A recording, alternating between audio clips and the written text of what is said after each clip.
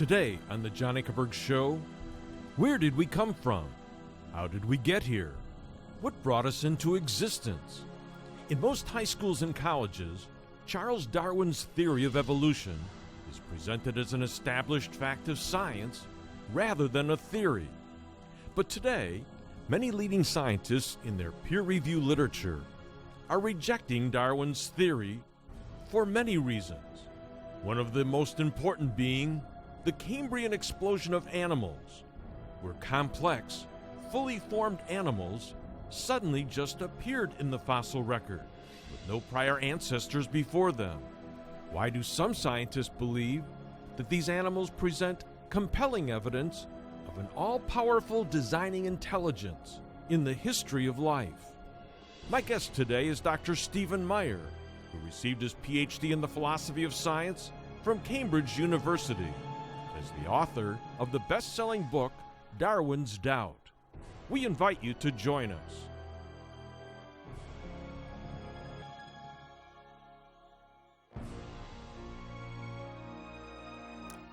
Welcome to our program. I'm John Ankerberg. Thanks for joining me. Our topic is, why are many scientists today rejecting the standard textbook theory of evolution known as neo-Darwinism?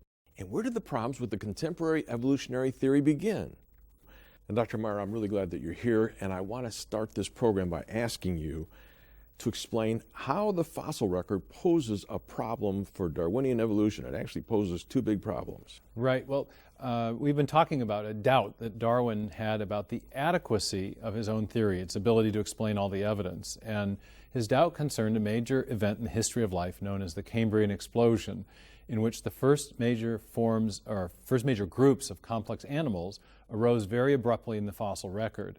And this posed two problems, two mysteries that were really unresolved by Darwinian theory. The first I like to call the mystery of the missing fossils, because these animals appear very abruptly in the Cambrian layers, but as you go back into the lower pre-Cambrian strata, you don't find any evidence of the ancestral forms of those animals, the simpler forms that you would expect to find according to Darwin's theory, because Darwin expected that the first complex forms of life would have emerged very gradually as a result of the accumulation of numerous slight variations or changes generation to generation. You just don't see the accumulation of those changes in the lower strata. So that was a problem. That was a big problem.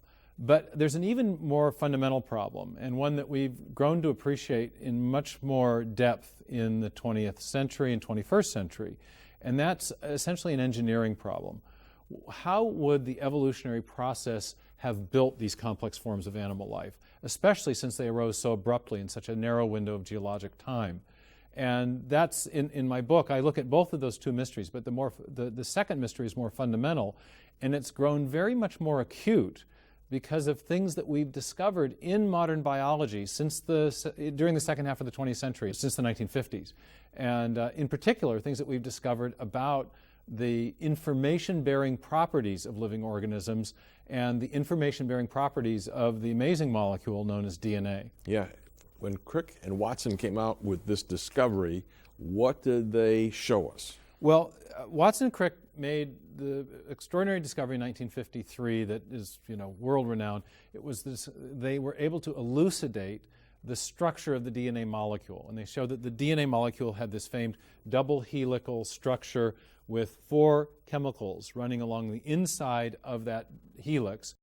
And as most of us learn in biology class at some point, the DNA is the molecule that contains hereditary information, and it has a helical structure. Along the outside there is this winding ladder, double helix ladder made of sugar and phosphate. On the inside of the molecule there are these 4 chemicals called bases or nucleotide bases.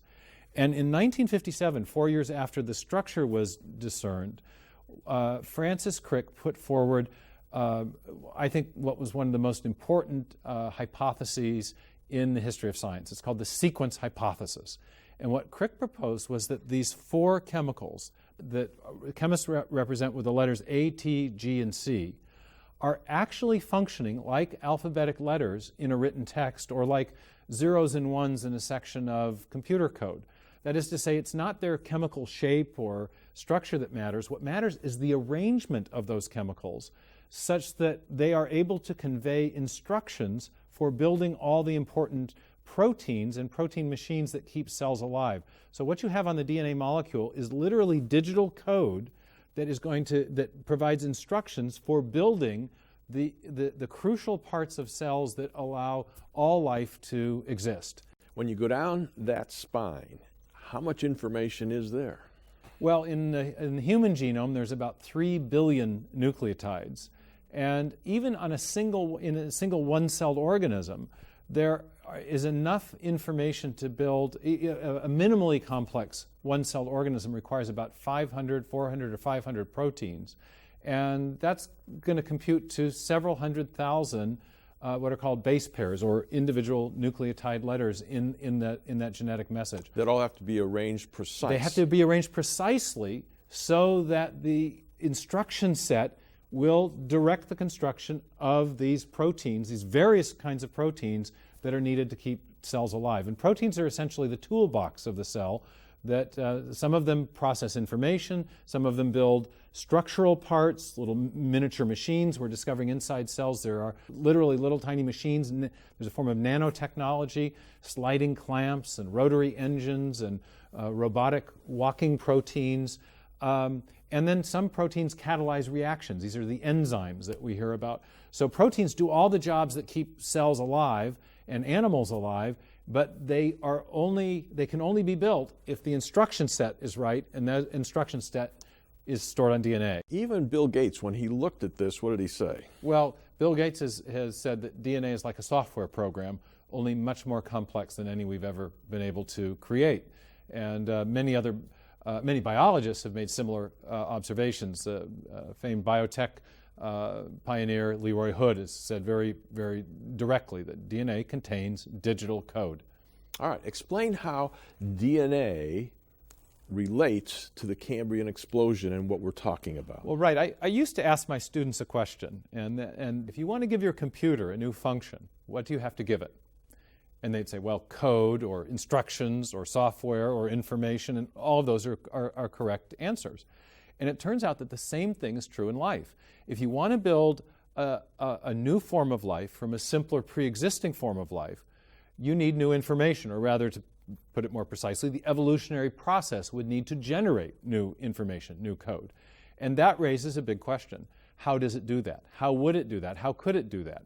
And one of the reasons that's such a big problem, a big question, is that the mechanism, the evolutionary mechanism, the driving force of the evolutionary process is thought to be natural selection acting on random genetic mutation, random changes in the arrangements of A's, C's, G's, and T's, the digital characters in the DNA molecule. Mm-hmm. But what we know from experience of computer code, for example, is that if you start making random changes to digital characters in a message-bearing sequence, you're going to degrade the information that's present in that sequence long before you're ever going to generate something fundamentally new and useful. I mean, just ask yourself a question if you're a computer programmer. If you've got a functioning computer program and you start randomly changing zeros and ones, are you going to generate a new program or operating system? Or are you're going to introduce glitches and bugs into the program you already have? Yeah, all our techies in the room are saying, keep the bugs away. Yeah, keep the bugs away. And so there's something fundamentally disquieting from the standpoint of information science about the idea that random changes in a functional section of code or text could generate something fundamentally new. And so that's been a kind of general concern that scientists have had about the creative power of the Darwinian mechanism. Can the Darwinian mechanism of natural selection and random mutation really generate new functional code? Because to build a new animal, you need new code. You need new DNA with digital information stored in those molecules. All right, let's go to the clip where you show what is happening in the cell and how it's programmed with this code. How do you explain the origin of the Cambrian animals seemingly out of nowhere? This isn't just a problem of explaining the absence of evidence in the fossil record. It's also a problem of explaining everything we know about life, right down to the level of molecules and cells. The biological structure of a Cambrian trilobite was as complex and sophisticated as a modern crab. Its organs included a brain, gut, heart, and compound eyes. Each organ was constructed from specific types of cells. Each cell type was made from dozens of specialized protein molecules. And each protein was assembled from a 4-letter chemical code in a section of DNA called a gene. Now, for the evolutionary process to transform a simple Precambrian organism like a sponge with 4 or 5 cell types into a Cambrian trilobite with at least 10 times that many different types of cells, that's a huge leap in complexity. And to make that leap, you need a vast amount of new genetic information. Where does that information come from? That's the central mystery of the Cambrian explosion. So, Dr. Meyer, help us understand this. Go back to this thing now of chance. I think Murray Eden at Worcester Institute called a conference in the 1960s, and he was a mathematician, and he called evolutionary biologists, and he had people that were working on the atomic bomb. He had all kinds of scientists there, and he had a question that was bugging him. What was it? Well, Murray Eden was a computer scientist at MIT, and there was a picnic in 1965 where the computer scientists and the physicists and the mathematicians and the engineers were talking with their biology colleagues over lunch. And all these scientists with mathematical training were expressing skepticism about the creative power of the mutation selection mechanism. They didn't believe that it could generate new genetic information on the scale that was required to explain things like the Cambrian explosion. And their main reason for thinking that was they realized that random changes in any formal language system will inevitably degrade meaning.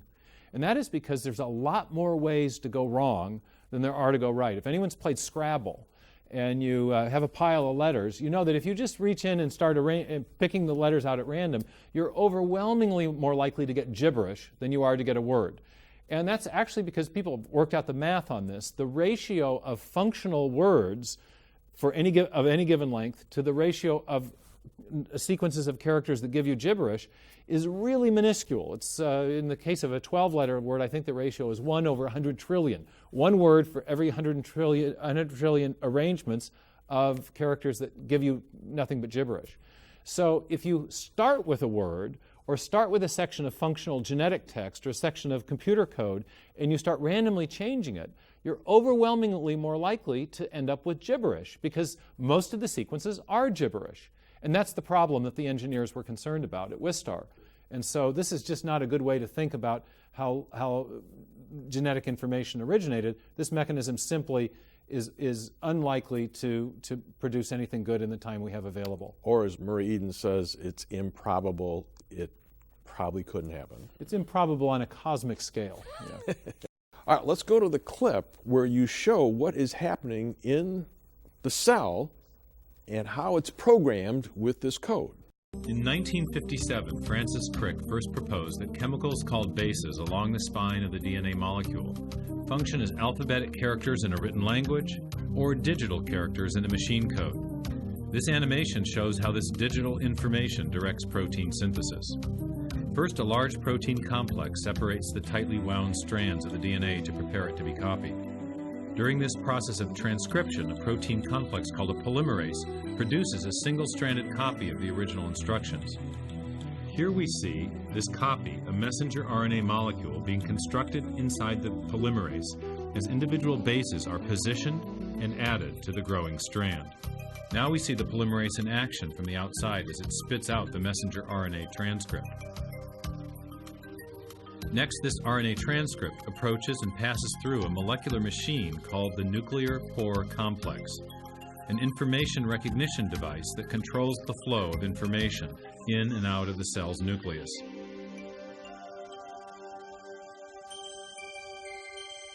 Now we see the genetic assembly instructions on the messenger RNA approaching and arriving at a two-part chemical factory called a ribosome, the site of protein synthesis.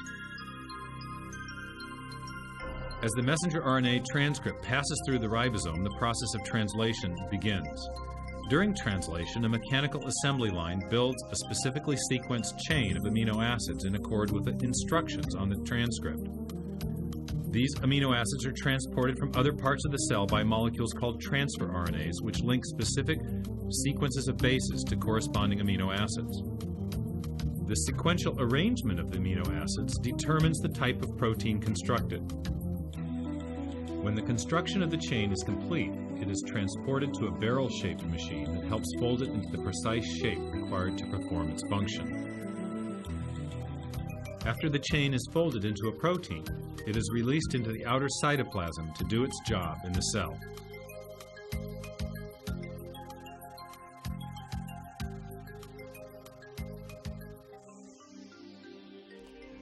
Now, Stephen, looking at that wonderful clip, I bet you that 85% of our audience didn't understand what they were looking at. But they did pick up a couple things. First of all of that was happening in one single cell. All right? All of those little machines that you were looking at are in one little cell. They're interconnected. Then they saw code. Your point is, if that code's not right, those machines aren't going to do their jobs, because that code, that information, makes them do what they do. And the question you're raising is, where did this complex code come from? Well, right, and what we've understood since the time of Watson and Crick, and from what's called the period of the 1950s and 60s, which we now refer to as the molecular biological revolution, is that information is running the show inside living systems. It's a little bit like what goes on at the Boeing plant up in Seattle where I live, where the engineers use a technology called CAD/CAM, Computer Assisted Design and Manufacturing, where an engineer will sit at his or her console, write some code for building a particular part for the airplane at an assembly center, and the code will go down a wire. It will be translated into another machine code that can be read by the assembly center. And then, for example, if you're building an airplane wing, the assembly arm may take the instructions and put the rivets at exactly the right place in accord with the engineer's instructions. So you have digital code being written by an engineer directing the construction of a mechanical part. And inside cells, what we have is digital information directing the construction not of airplane wings, but rather of proteins. And proteins, again, are the toolbox. They're the molecules that do all the important jobs inside cells that keep us alive. So the recognition that information is running the show inside living systems has also made us aware that if you want to build a new form of life, like a Cambrian animal, you've got to have a lot of new information. Every new Cambrian animal required a bunch of new dedicated cell types. Each type of cell required dedicated proteins. Each new type of protein requires, in turn, new code. So the Cambrian explosion isn't just an explosion of new forms of animal life, it's an explosion of information. And yet there are really big reasons to doubt that the neo-Darwinian mechanism can generate that new information. And in my book, Darwin's Doubt, I go into, I explain the math as to why it's so incredibly improbable to think that a random search for new sections of functional genetic text could produce, even on the scale of the entire history of life, even one new gene or protein.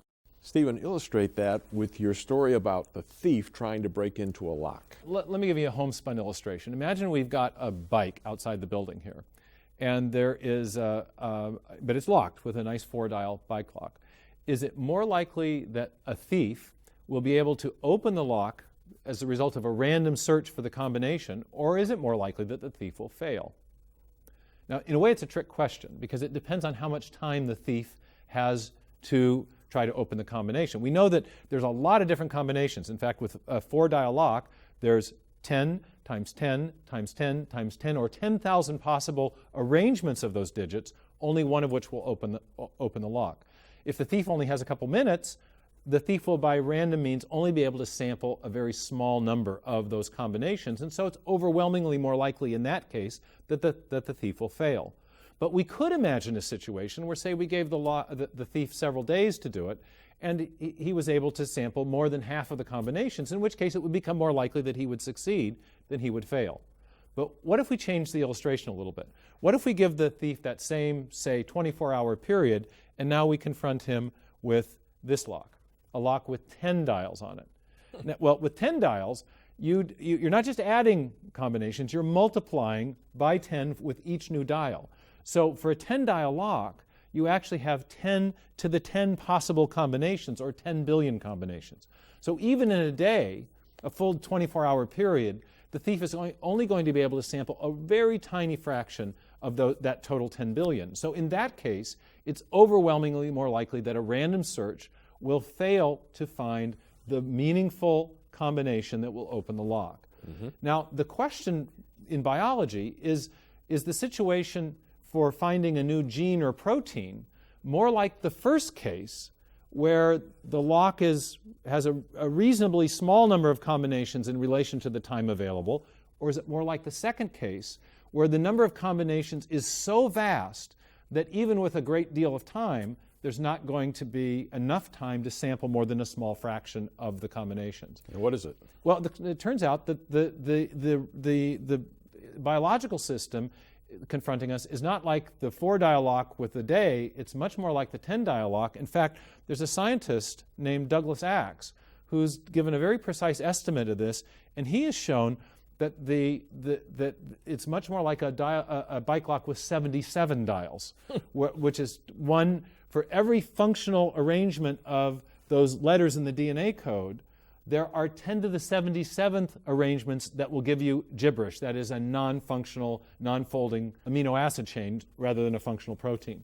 And so, with that many combinations to search, even if you have 3.5 billion or 4 billion years of biological history to do the searching, by a random means, you're not going to have enough time to sample but a small little fraction of the different combinations. And so it's going to be overwhelmingly more likely that a random search, one relying on random mutation, will fail to find even one functional gene or protein in the known history of life on Earth. That's the upshot of Axe's calculations. And I go into this and explain this in more detail in the book Darwin's Doubt. Yeah. We all kind of grew up in public schools and were taught that evolution, life arose by chance. Okay? But I can hear some folks saying, there's a small probability that this could have happened, so why isn't it possible? Well, people will look at a number like 1 chance in 10 to the 77th power, and they'll say, so there's a finite probability that a new gene or protein could arise in the known history of life on Earth. And there's a flaw in that reasoning. We can never say anything is impossible because there's always a finite probability of any event happening. But the question is whether or not this is a good explanation or a bad explanation. And I have an illustration for why this is a bad explanation. There's a famous comic named Jim Carrey who, in a particular movie, is playing a character who's kind of a goober, and he approaches a young lady that he fancies, and he says to her, what are the odds that a girl like me and a guy like you could get together? And he botches his pickup line, and she says, well, not good. And he says, what do you mean not good? Like 1 in 100? And she says, no, like 1 in a million. And he starts jumping up and down, and he gets all excited. He says, so there's a chance. There's a chance. And I sometimes think this is the way our Darwinist friends reason, that just because there's a finite probability doesn't mean that the event is at all likely to happen. And in the case of the idea that random mutations have generated the new genetic information that we need, it's overwhelmingly more likely that such a mechanism will fail than it will succeed. And so the hypothesis that such a mechanism succeeded is actually overwhelmingly more likely to be false than true. So in science, we don't want to choose a hypothesis that's more likely to be false than true. We want the best and most likely explanation. So clearly, we should be looking someplace else other than the Darwinian mechanism to explain the origin of information. Yes, there's a finite probability, but it's overwhelmingly more likely that that is not how it happened, and therefore we should be looking for a better explanation. All right. Now, you've listened to what Stephen has said today, and next week's program, we're going to test this out with what evolutionary biologists are saying today, such as Richard Dawkins. They're saying that life still arose by natural selection and random mutation, and we're going to illustrate what they're saying, and I'm going to let you respond to it next week. So, folks, I hope you'll join us then.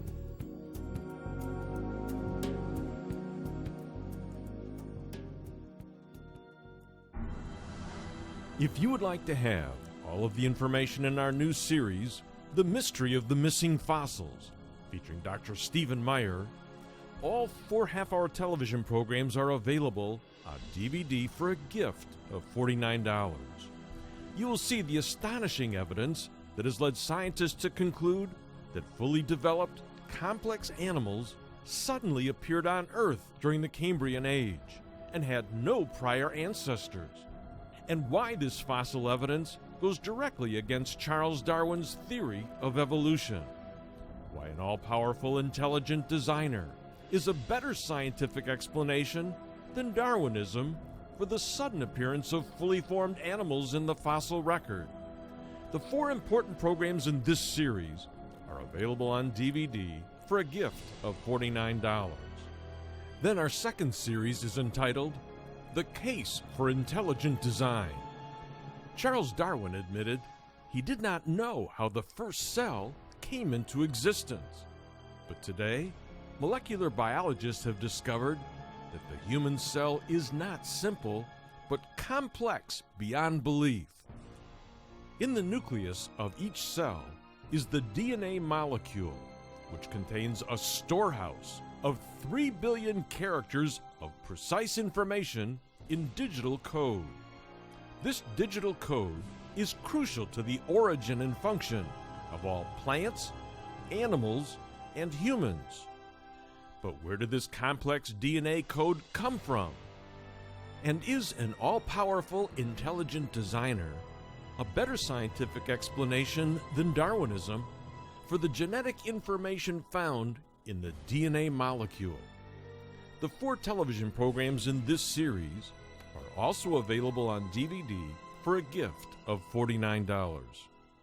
And then third, we are making available the documentary movie Darwin's Dilemma, which will transport you by state-of-the-art computer animation back in time to one of the great mysteries in the history of life, the geologically sudden appearance of dozens of major complex animal types in the fossil record, without any trace of the gradual transition steps.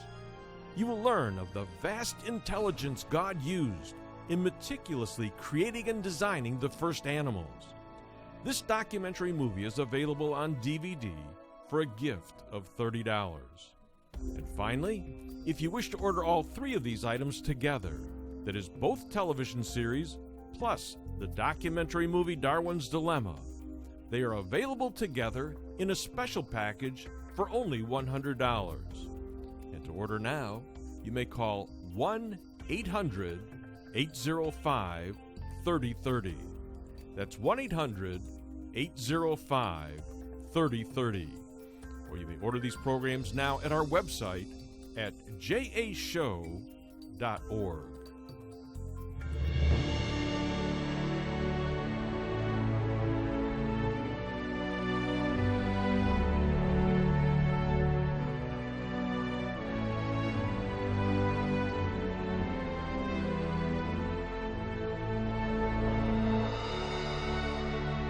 To learn how to start a relationship with Jesus Christ, go to our website at jashow.org.